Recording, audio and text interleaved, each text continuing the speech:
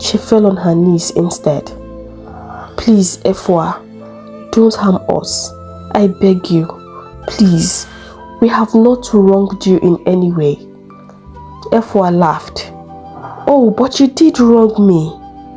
Why did you not mind your business? You came and poked your nose where you were not wanted and ruined my mission. And now, you both would have to pay with your own lives. Ha! Eno exclaimed in tears.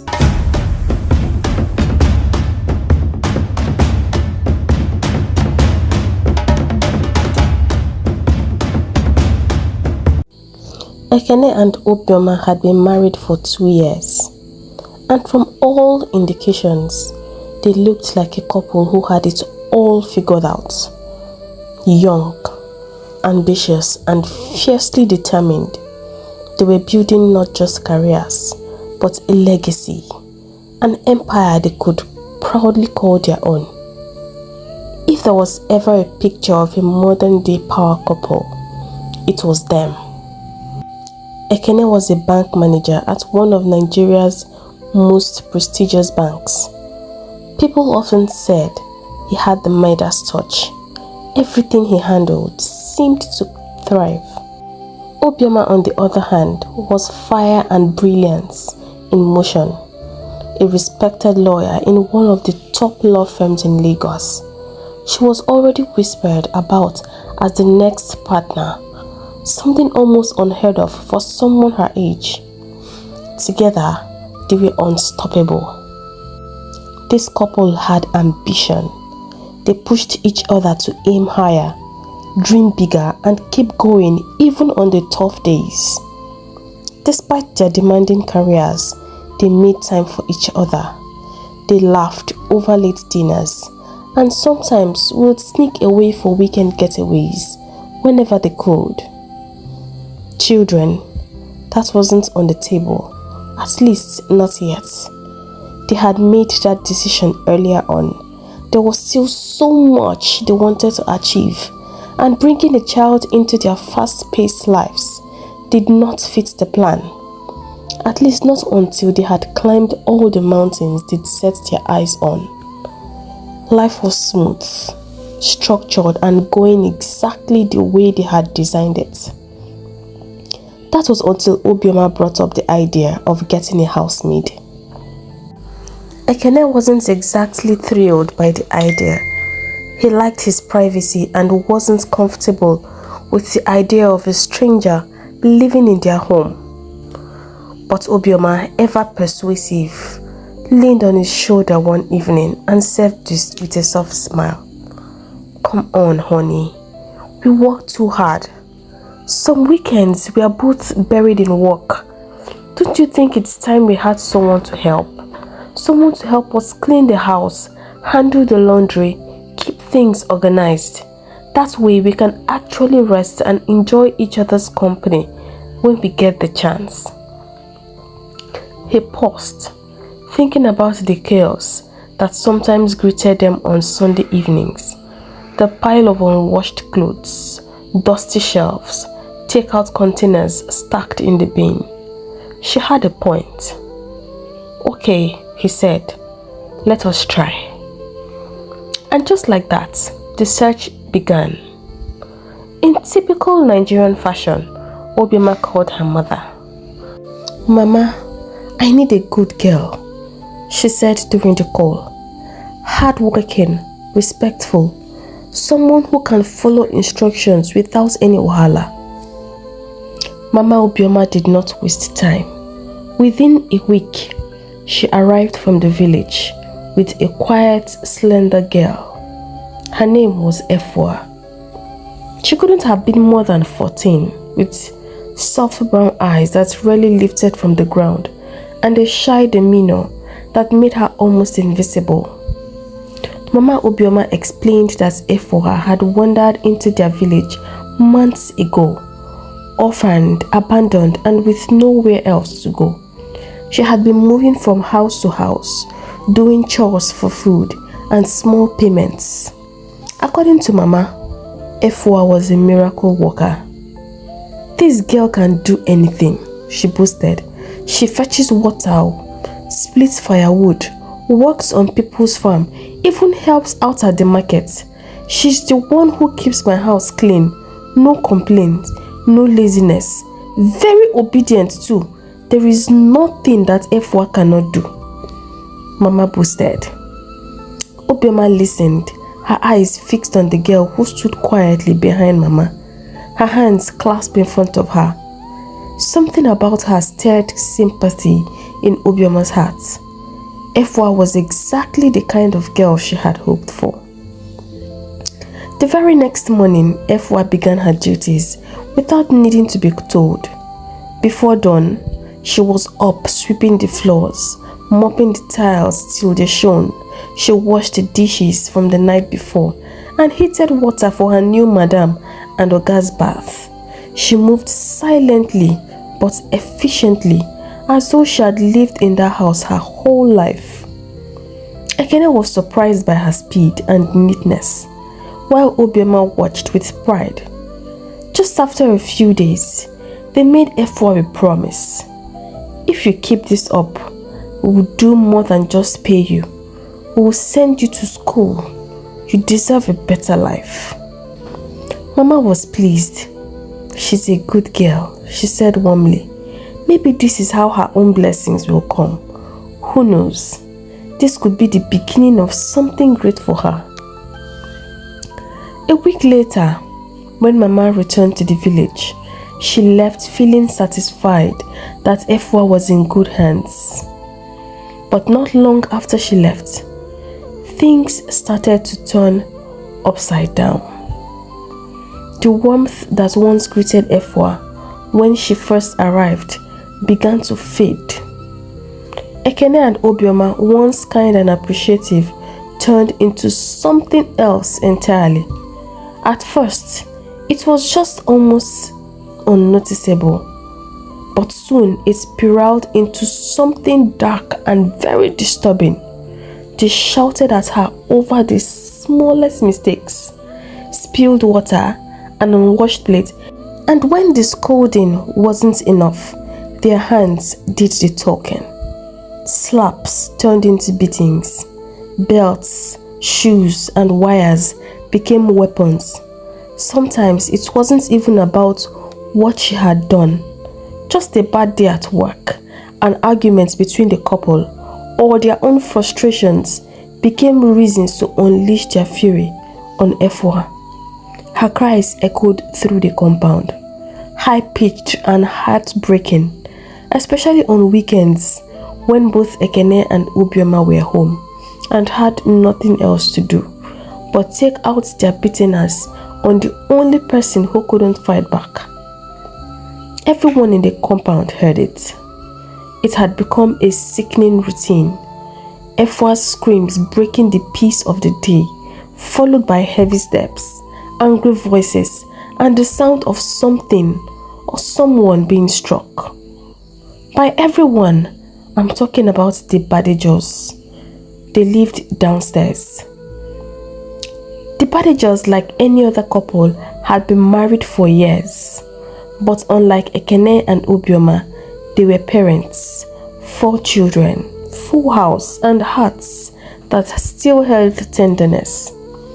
Yemi Badejo worked from home as a freelance programmer, always tapping away on his laptop while the world moved around him. His wife, Eno, was an event planner. She was glamorous, graceful but grounded. Their apartment sat directly beneath Ekene and Obioma's. The constant noise, the yelling, the cries, the thoughts shook their ceilings and rattled their peace. It was Yemi who first raised the alarm, being that he was almost always home. One afternoon, while he was working on a project, he paused and looked up, his face pale. Again, he muttered, removing his headphones. The sound of the girl wailing came through the floorboards, followed by a loud slap and Obioma's angry voice. He turned to his wife, who was fixing a flower arrangement at the dining table. "Eno, we can't ignore this anymore," he said quietly. "They are beating that girl again. It's becoming too much." At first, Eno wanted to believe it wasn't what it sounded like. But as the days passed, she began to notice the changes in Efua. The once lively, eager girl who had arrived with hope in her eyes was now a ghost of herself. Her steps were slower. Her face was always downcast. Her eyes, once curious, now carried something that looked like fear. Her arms and legs were scarred with marks that told stories no child should have to tell. Sometimes Eno would catch glimpses of her from the kitchen window, Efua returning from errands, her dress clinging to her thin frame, her lips swollen, a bruise peeking from under her head tie. The sight made Eno's chest tighten. Then came the day it got too loud to ignore. A scream, longer and more painful than any before, tore through the building like a siren. It was followed by the sound of something heavy falling. Then silence. Yemi stood up. "That's it," he said. "We are going upstairs." Eno hesitated but followed him. Their knock on Ekene and Obiama's door was met with confusion, then irritation. Obiama opened the door, her expression stiff. Behind her, Efua stood trembling in a corner, clutching a mop, her cheek already swelling. Yemi cleared his throat. "We need to talk," he said. What followed was one of the most uncomfortable conversations the Badgers ever had. They expressed their concerns gently but firmly. They spoke not as accusers, but as neighbors, as parents, as people who couldn't turn a blind eye anymore.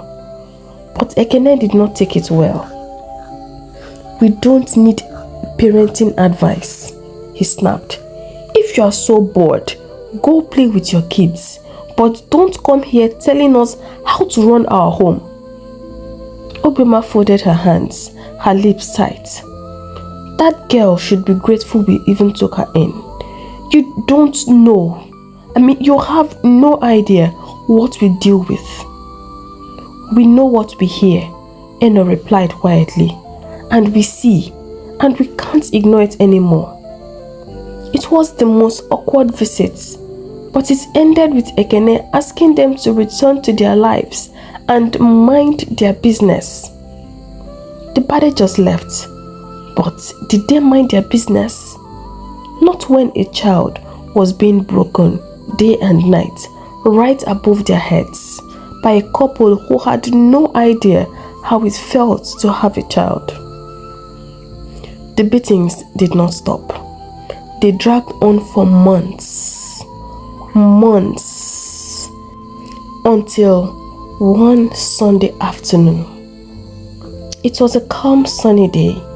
The Badgers had just returned from church, the children already in their Sunday clothes playing on the rug, while Eno and Yemi sat on the couch sipping chilled zobo.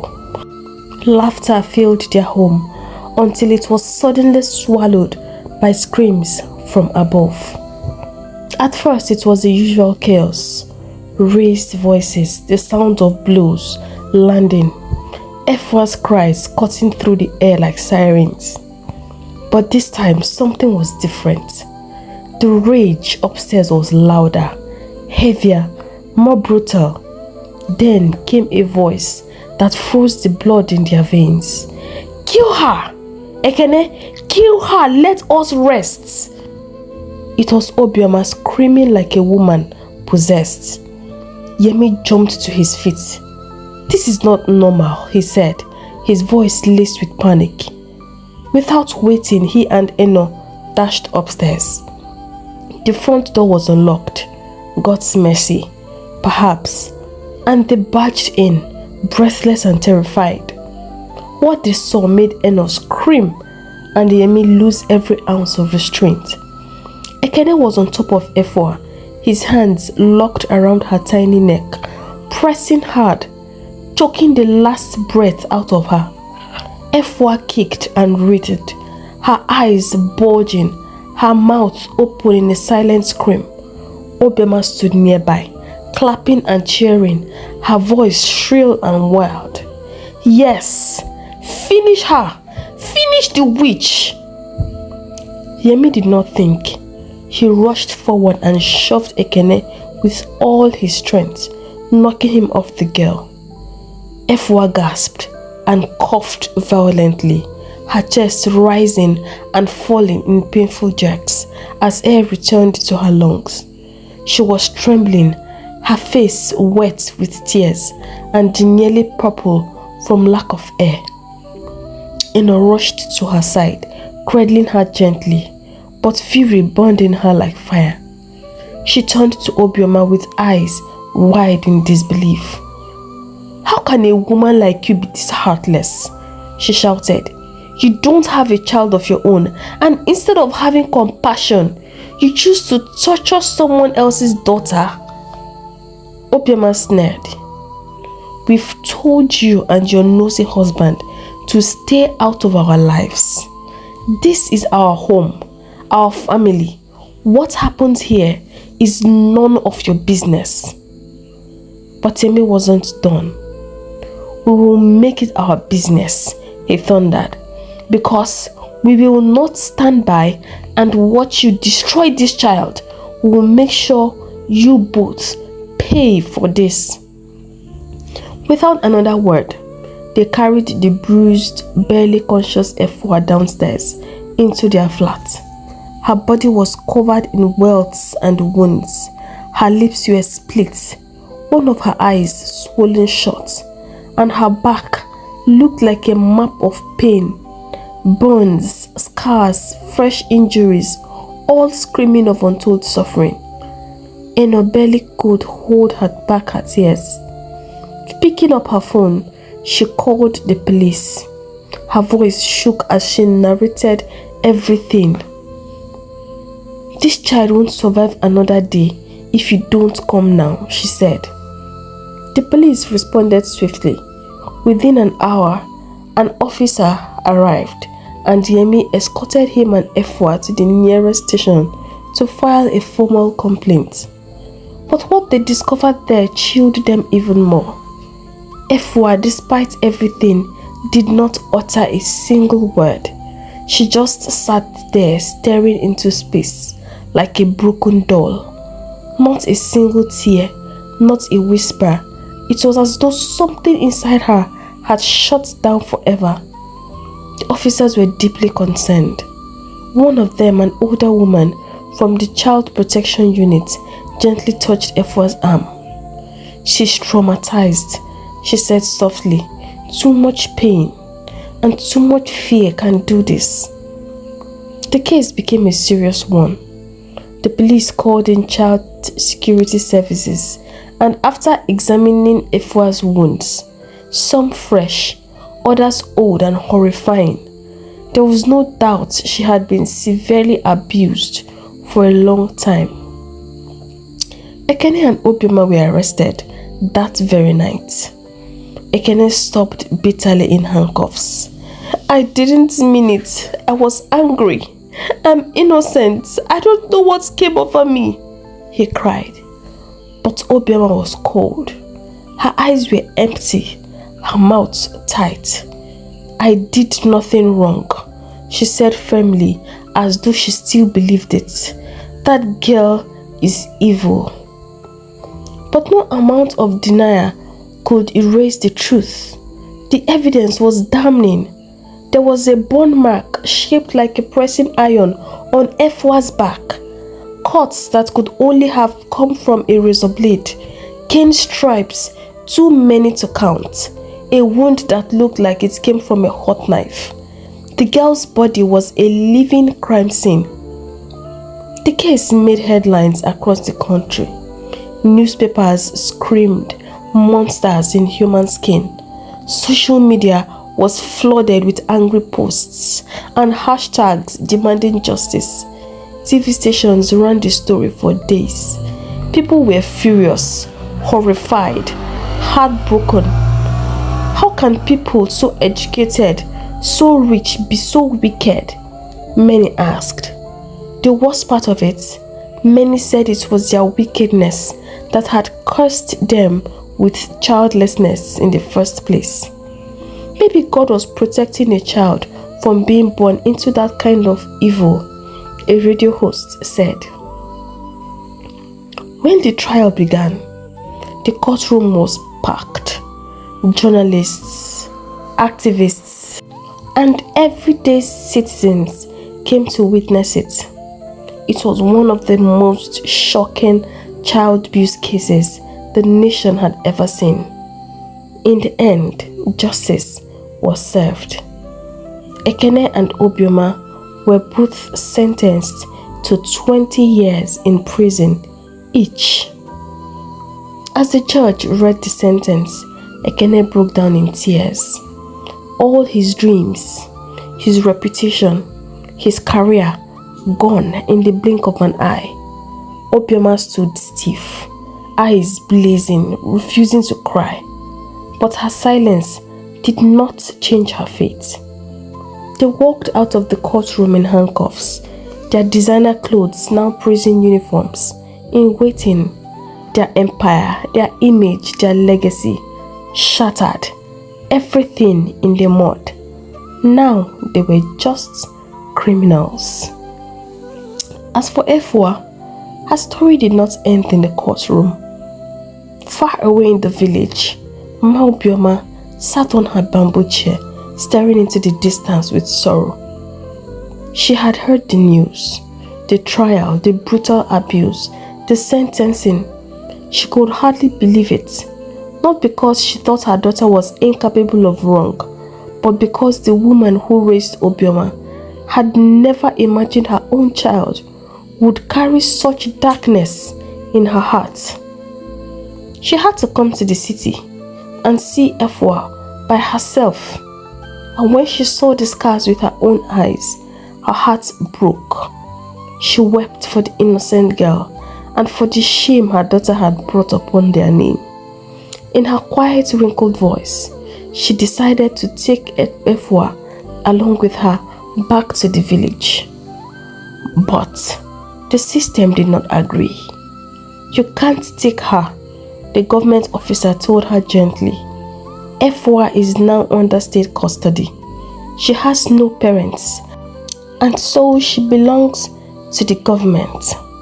Even Eno and Yemi Badijo, who had stood by Efua like guardian angels through the trial, visiting her in the hospital, comforting her, and sitting in the courtroom through every hearing, offered to take her in as their own daughter. We love her, Eno said, eyes misty. She has no one. Let her come home with us.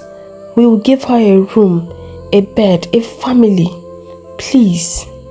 But even her request was turned down. She is a ward of the state now, the agent said coldly. You people with good hearts and money will always come around. But where are you when the paperwork gets tough? Children like Efua fall through the cracks every single day because they have no names to speak for them, no documents, no family. That's why they end up being treated like trash. And so Efua was sent to an orphanage on the outskirts of town, a large grey building with metal gates and faded walls. There were many children there, some abandoned, some rescued, all with eyes that had seen too much. Efua cried every day. She did not eat much. She barely spoke. She sat on the iron-framed bed and stared at the cracking ceiling, wondering if this was the rest of her life and how it would be. But the Badejos did not abandon her. Every weekend, without fail, they showed up. With Eno's big smile and Yemi's gentle jokes. They came with bags of gifts, books, clothes, dolls, shoes, sweets, food that filled the entire home with the smell of love. Efua watched them from afar, unsure if they would disappear like everyone else in her life. But they kept coming, week after week, laughing with the children, sitting beside her, reading her stories and hugging her tight. Slowly, Efua began to come back to life. She started talking again.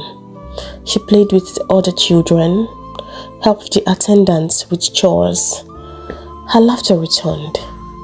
"She's such a sweetheart," one of the staff said. "I don't know how anyone could hurt a girl like this."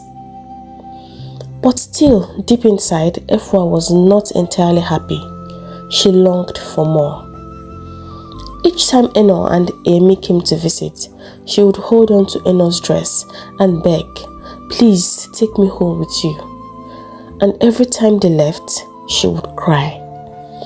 Eno couldn't take it anymore.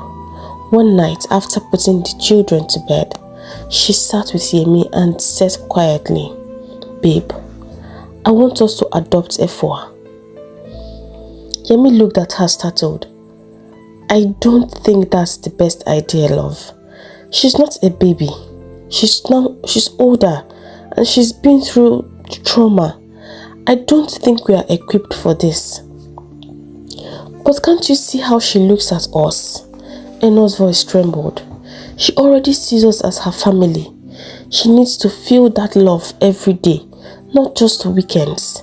We have the space, we have the money, we have the love. Let's give it to her." Yemi sighed. He was a practical man, cautious by nature, but he knew when to yield, especially when his wife's heart was fully on something. He saw how much it meant to her and how much it could mean to Efua. "All right," he said softly, "let's do it." And so it began. They had to go through uncountable paperwork, legal meetings, psychological evaluations, home inspections, and endless forms. The process was long, tiring, and frustrating. Every day was a tug of war between hope and bureaucracy. But Eno never gave up. She fought with the fierceness of a mother whose child was waiting to come home. Efua, when asked by the welfare team where she wanted to live, told them that she wanted to go with the Badijos. And that settled everything. 2 months later, on a bright morning, Efua stepped out of the orphanage gates with a small bag of clothes and a new official identity. Her last name had changed, her status had changed, and her entire life was about to change. She was now Efua Badijo. A new life started for Efua. She had a nice room ready and waiting for her arrival, and the Badijos made it clear to her that she would now live as a member of their family and not a maid, and she would refer to them as mommy and daddy. Not only that, their own children had automatically become her siblings. The first few days were peaceful, filled with laughter, warm meals, movie nights. Yemi and Eno began to plan for her enrollment in school, started visiting nearby schools and discussing what class she should start from. "We definitely made the right decision," Yemi said one evening as he watched Efua play with the youngest child in the living room. But that peace did not last for long. One night, muffled screams echoed through the house. Eno jumped from the bed and ran to the children's room. One by one, they were waking up terrified, trembling beneath their blankets. "A cat," the youngest cried. "It was sitting right in front of me. Its eyes were red, and then it vanished." The strange thing, even Efua said the same thing. "It came into my room," she whispered, her voice shaking. It did not move, it just stared, then disappeared when I screamed. At first, Yemi and Eno thought the children had watched something scary on TV and their imaginations had run wild. But the same thing happened again and again and again, night after night, like clockwork. Soon the oddities weren't limited to the children alone. Eno began to feel uneasy in the house. There were those moments, those brief moments, when she felt eyes on her, like someone was watching her every move. Sometimes when she walked past the hallway mirror, she thought she caught a flicker of movement that wasn't hers. Doors creaked open and slammed shut on their own. Light bulbs flickered even when there was no power surge. Once, a glass cup cracked clean in half as she was about to pour water into it. And then came the night of the television. That evening, Yemi had gone to bed early. After a long, stressful day, Eno, as usual, tidied up, turned off the lights, double-checked the doors, made sure all the electronics were off before retiring for the night. But barely an hour later, the TV in the living room blasted to life. The volume turned all the way up. The sound was so jarring it woke everyone in the house. Except children, of course. Yemi bolted up, rubbing his eyes. What in the world? Babe, didn't you turn off the TV? He asked, frustrated. I did, Eno said, already halfway out of bed. I'm sure of it. You are sure of what? If you did, it won't be screaming like that now. I know what I did, Yemi. I turned it off after putting the kids to bed. Yemi sighed and got up, grumbling under his breath. Eno followed behind him, both of them annoyed and confused. But the moment they stepped into the living room, the TV went silent. They stared at it. The screen was off, completely black, not even on standby mode. But we heard it, Yemi said slowly, staring in disbelief. It was loud. I swear it was loud. Babe, didn't you hear it? Eno nodded, clutching her robe tightly. We both heard it. They checked on the children. Fast asleep. Efwa too was sleeping peacefully. Not a trace of the chaos that had just happened. Yemi and Eno returned to their room, a heavy silence hanging between them.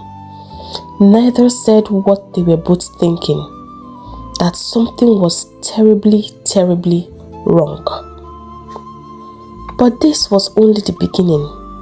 Whatever had followed Efwa into their home had just begun to make itself known. A few days later, on a quiet Saturday afternoon, Eno had just finished preparing a large pot of soup, her signature weekend tradition. The rich aroma of simmering spices had filled the kitchen, and satisfied with her work, she turned off the gas, left the pot on the stove to cool before storing the soup in the freezer.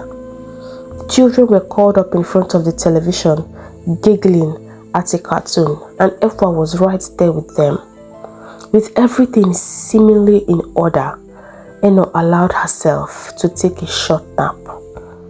She hadn't been asleep for long when the sharp, choking scent of something burning yanked her out of her dreams. She jolted upright, coughing, her throat raw. Her eyes stung. Panic exploded in her chest. The kitchen, she gasped. She ran down the hallway, her feet barely touching the floor. When she burst into the kitchen, a cloud of black smoke swallowed her. The windows were fogged with soot.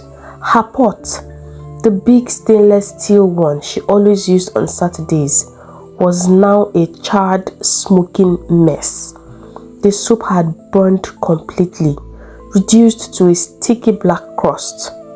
Eno screamed. her voice a mixture of fury and disbelief. She turned and ran into the living room, coughing, only to find the children fanning the air, covering their noses. Efwa sat stiffly on the floor, her face pale. "Efwa!" Eno shouted. "What happened to my soup? Why is everything burnt?" Efwa blinked rapidly, confused and frightened. "I don't know, Ma. I didn't know anything was on the fire. I swear I didn't." Eno's voice trembled with rage. "What do you mean you did not know? I turned off that gas. I only left the pot to cool, and that's all. These children can't even reach the stove. So how did the gas come on? Who turned it on, Efwa?" Before she could say more, Yemi came out from his home office, hearing the commotion. His eyes widened at the smell of the smoke and his wife's flushed face. But before he could speak, Efwa burst into loud sobs and dropped to her knees. "Please, Ma, don't beat me. I beg you in the name of God. Don't beat me. I didn't touch anything. I swear I didn't." Yemi stepped in quickly. "Hey, what's going on here? Why are you about to beat her?" Eno looked stunned. "What? I did not touch her. I wasn't even planning to. I only asked her a question about the soup." "Then why is she crying like that?" Yemi demanded, his voice stern. "Eno, we've talked about this. This girl has been through enough. She doesn't need to feel like she's back in that kind of fear again." Eno blinked, stunned by the accusation. "Are you even listening to me? I only asked her what happened to my soup. My entire pot of soup is gone, Yemi, burned to ashes, and I know I turned off that gas. I remember it clearly."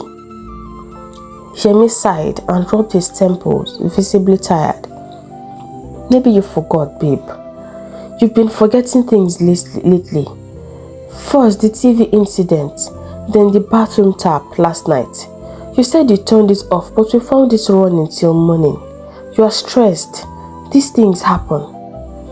Eno stared at him, her mouth slightly open. "No, Yemi. No, I did not forget. I'm not losing my mind. Something is wrong in this house. I know what I did. And that TV thing doesn't even count because you saw it with your own eyes." But Yemi just looked at her with weary eyes. That was the final straw.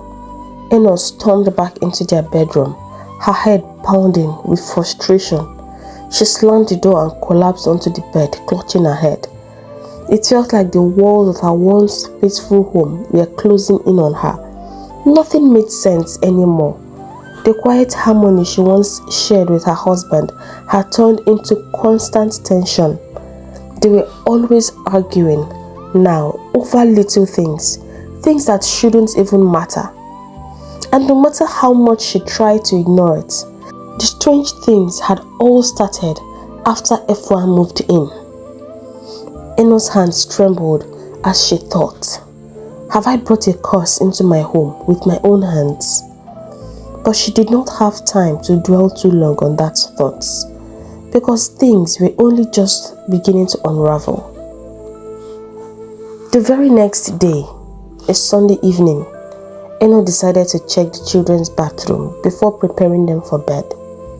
She opened the door and stopped dead in her tracks. A scream ripped from her throat before she could stop it. "Jesus!" she cried, stumbling backwards. Yemi, who was in the living room, leapt to his feet and rushed towards the sound. He burst into the bathroom and froze. Then he screamed too. There, inside the bathtub, filled with soapy water, were his most important work gadgets, his office phones, 2 laptops, his wireless keyboard, all submerged and ruined.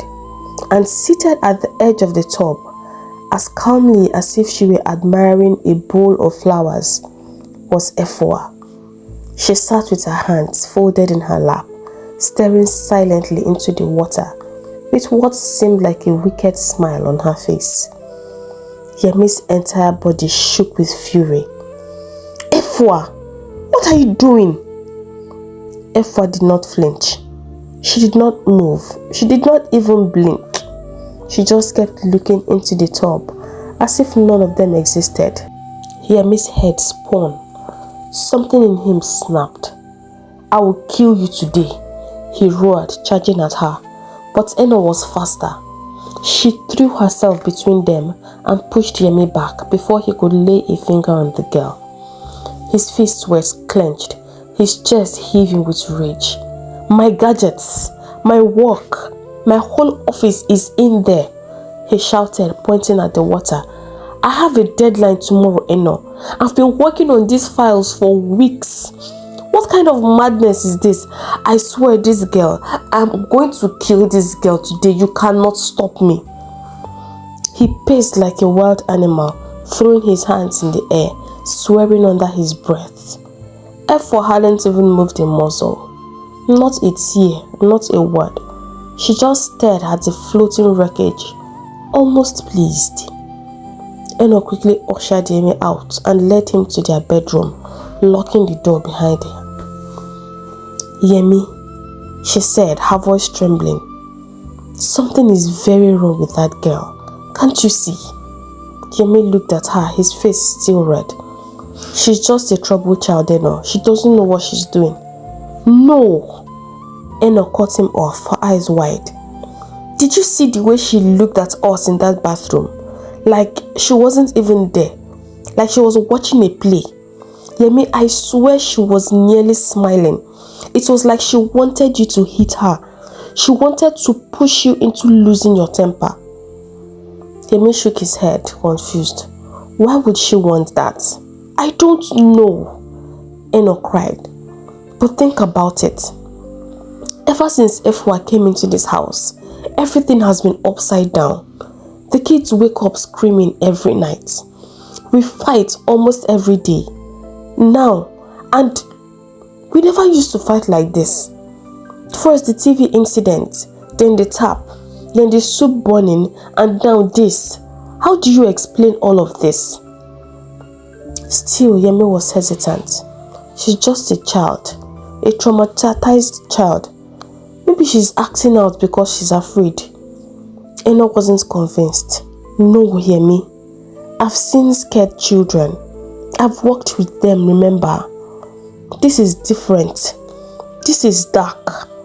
Remember what Ekene's wife said? That we had no idea what they were dealing with. Yemi, I think something is wrong with this girl. I think she's not hurt. I think she's possessed. Yemi sat at the edge of the bed and rubbed his face with both hands, trying to make sense of it all. So what do we do now? We've adopted her already. She's legally our child now. Eno thought for a while. I think we need to visit Obioma. Hopefully she can help us understand what is going on. Yemi looked unsure. What makes you think she'll be willing to see or talk to us after everything that happened? I don't know, Yemi, but we have to try. I don't know any other thing to do. They finally agreed to go the next day after school runs. It was almost noon when Yemi and Eno pulled into the parking lot of the state maximum security prison. The sun was high, casting sharp shadows across the ground, but nothing could prepare them for the darkness they were about to step into. Inside, they were led to the visiting room, and moments later, Obioma was brought in, shackled at the wrists, her face hard and hollow. But the moment her eyes landed on them, her expression twisted into pure rage. You, she hissed, her voice echoing. How dare the two of you show your faces here? How dare you? Yemi stood frozen while Eno stepped forward. Obioma, please. We did not mean for any of this to happen. We are only trying to help her. We are sorry. Help her. Obioma scoffed, her laugh sharp and bitter. Well, congratulations. You've saved her from us, her tormentors. So please tell me, what do you want now? What are you doing here? Eno's eyes pleaded. We think our family is in danger. We don't know what else to do. We need your help. Obioma laughed again. My help? That's rich. You need my help. From inside a prison cell. What kind of sense does that even make? It's about Efua, Yemi said suddenly. That name silenced the room. Obioma's face drained of all emotion. She sat down slowly, as though her body couldn't hold itself up anymore. Don't tell me you took her in, she said, her voice now a whisper. Eno nodded, her voice breaking. Yes, we did. I insisted. After the trial, I convinced my husband to adopt her. I thought I was saving her, but now... Her voice cracked and tears spilled down her cheeks. Now everything is falling apart. Strange things are happening in our home. I don't even recognize our lives anymore. Obioma stared at her for a long moment, her expression unreadable. I warned you, she said flatly. I told you all to mind your business. I begged you. But you thought you knew better. You thought we were monsters. You should have let us finish her that day when we had the chance. Yemi and Eno exchanged a frightened glance. Nothing about this made sense. Please, Yemi said, we are not here to judge you. We just want answers. You are the only one who knows what we are dealing with. Obioma leaned in slightly, her eyes dark. You haven't seen anything yet. That girl is not what she seems. She can make you do things, terrible things, things that don't even feel like your own decisions. She gets inside your mind. She feeds off your fear. Eno's face paled. Obioma's voice lowered to a chilling tone. She once made me drink water from the toilet. She told me, looking straight in the eye, that I would never have children because she would eat them all. And she meant it. Every time I got pregnant, she came into my dreams. The next morning, I would lose the baby. Yemi gasped. She's not just evil, Obioma continued. She's something else. She shifts at night, becomes a cat, scratches up the house, breaks things. And when we punish her, it wasn't out of hate, it was out of fear. Because she would make us feel like puppets, like we had to hurt her, but she would scream just loud enough to make it seem like we were the wicked ones. She paused and her eyes glistened, not with tears. She once made me put a gun to my head. She made me put a gun to my head and told me to pull the trigger. And I did. Thank God she removed the bullets. She stood there laughing as I wet myself in front of her. By now, Yemi and Eno sat frozen, their faces pale, their bodies tense with dread. You've made a terrible mistake, Obioma said, her voice calm. You brought the storm into your home, and now she's yours. A bell rang loudly. It was time to leave. 2 guards appeared at the door. What do we do now? Eno asked desperately. Obioma stood and shook her head. I don't know. The guards led her away. Eno and Yemi remained seated in stunned silence. When they finally made it back to their car, they just sat there, staring out the windshield like statues. Yemi finally broke the silence. What now? Eno wiped her eyes. I think we should take her back to the orphanage. We can't keep her in our home. Not after this. The decision was made out of fear, not out of peace. They decided that they would take Eno back to the orphanage. They drove home in silence, planning to take her unawares. But the truth was nothing, absolutely nothing, could have prepared them for what they would meet at home. The kids were still at school. Efwa was at home. She said she had never been to school, and so Eno usually homeschooled her, so she would learn at least how to read and write before choosing to learn any trade of her choice. So back to our story. When Yemi and Eno opened the front door that afternoon, the entire house felt strange, too quiet, heavy as if the air itself had thickened. And then they saw her. Efwa was sitting cross-legged in the middle of the living room floor, perfectly still like a statue. Her hands rested on her knees, her eyes closed, as if in deep meditation, or like something darker was whispering to her ear. It was not a child they saw there, but something ancient, wrapped in the skin of a girl. Eno's heart skipped a beat. She gripped her husband's hand. Efwa, she called softly. Why are you sitting like that? She stammered. Efwa opened her eyes slowly and stood with unnatural grace. A smile curled on her lips, too wide, too cold. Something in that smile made the couple instinctively step back. You need to get dressed, Yemi stammered. We are going somewhere. Efwa turned her head toward him sharply, her eyes locked into his.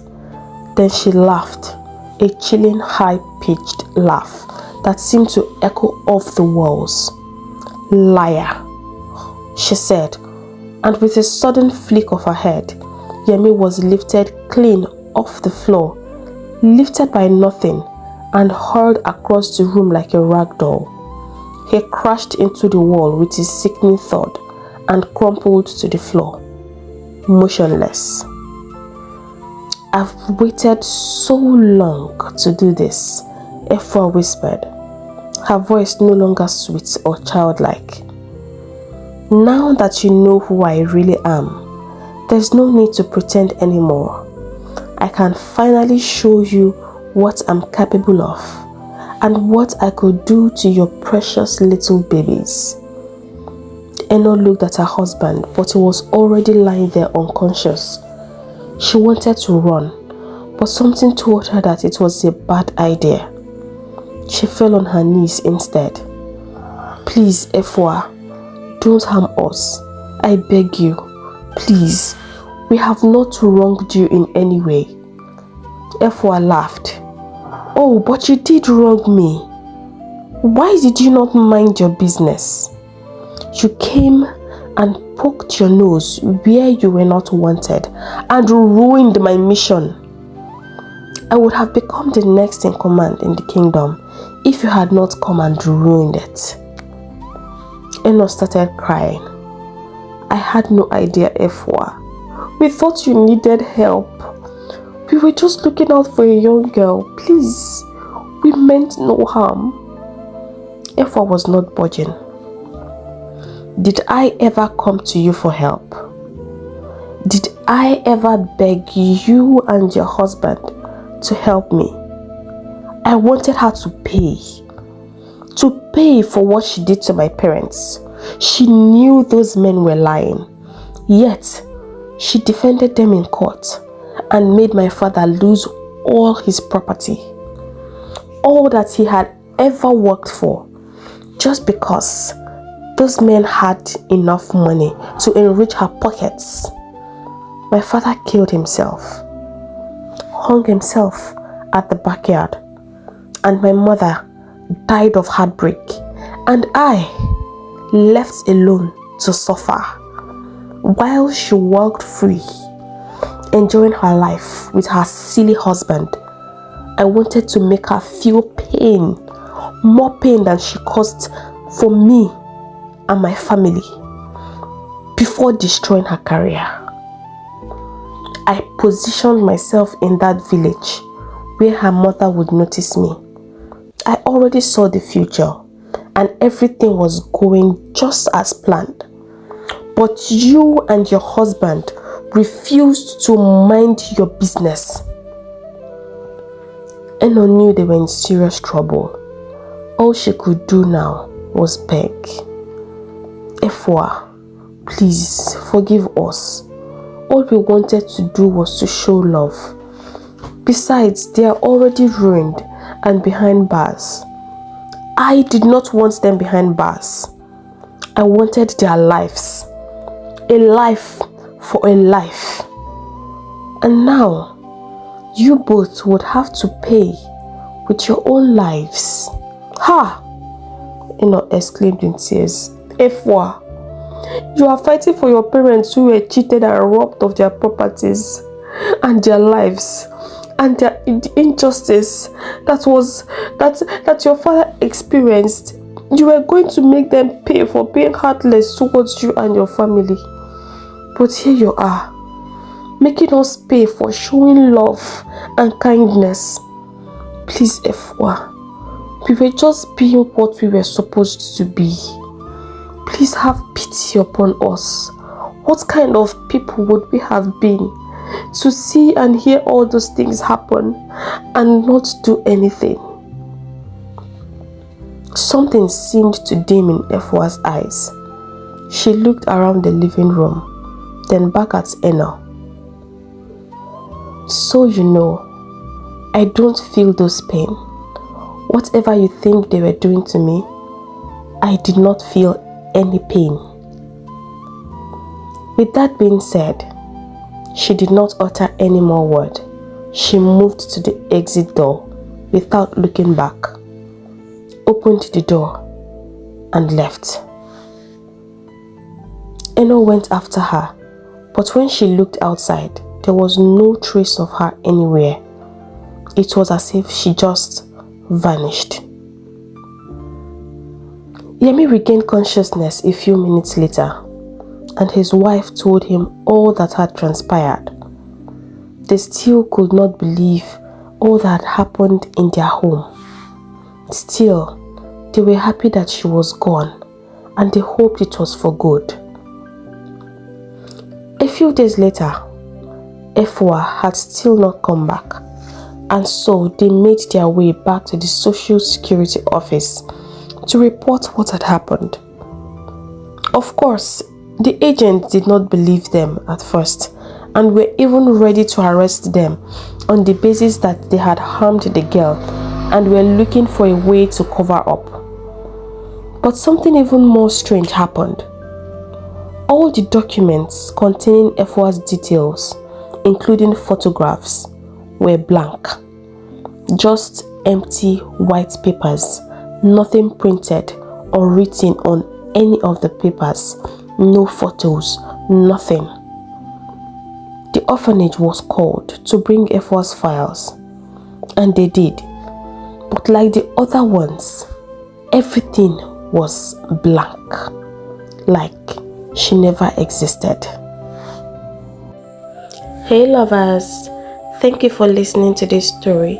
If you are new here, welcome to our community. I hope you enjoyed listening to this story as much as I enjoyed creating it.